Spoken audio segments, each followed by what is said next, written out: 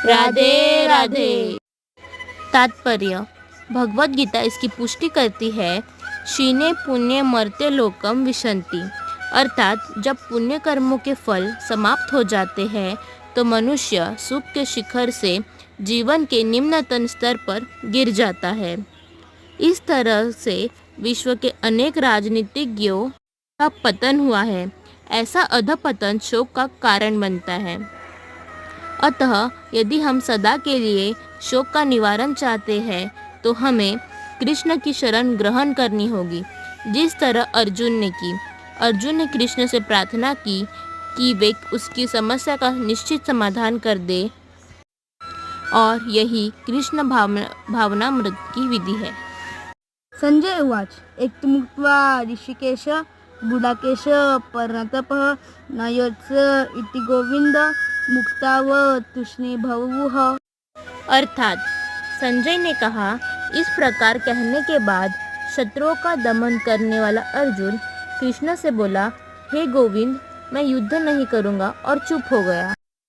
तात्पर्य: धृतराष्ट्र को यह जानकर परम प्रसन्नता हुई होगी कि अर्जुन युद्ध न करके युद्धभूमि छोड़कर भिक्षाटन करने जा रहा है, किंतु संजय ने उसे पुनः यह कहकर निराश कर दिया कि अर्जुन अपने शत्रुओं को मारने में सक्षम है। यद्यपि कुछ समय के लिए अर्जुन अपने पारिवारिक स्नेह के प्रति मिथ्या शोक से अभिभूत था, किंतु उसने शिष्य रूप में अपने गुरु श्री कृष्ण की शरण ग्रहण कर ली। इससे सूचित होता है कि शीघ्र ही वह इस शोक से निवृत्त हो जाएगा और आत्म साक्षात्कार या कृष्ण भावनामृत के पूर्ण ज्ञान से प्रकाशित होकर पुनः युद्ध करेगा। इस तरह धृतराष्ट्र का हर्ष भंग हो जाए। तमुवाच ऋषिकेश प्रहरणे सचिव भारतः सैन्यरुभैर्मध्ये विषीदन्तमिन्दवचः। अर्थात, हे भरतवंशी धृतराष्ट्र, उस समय दोनों सेनाओं के मध्य शोकमग्न अर्जुन से कृष्ण ने मानो हंसते हुए ये शब्द कहे।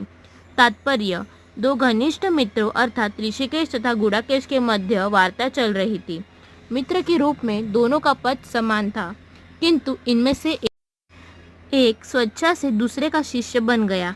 कृष्ण हंस रहे थे क्योंकि उनका मित्र उनका शिष्य बन गया था। सबों के स्वामी होने के कारण वे सदैव श्रेष्ठ पद पर रहते हैं, तो भी भगवान अपने भक्त के लिए सखा, पुत्र या प्रेमी बनना स्वीकार करते हैं, किंतु जब उन्हें गुरु रूप में अंगीकार कर लिया गया। राधे राधे।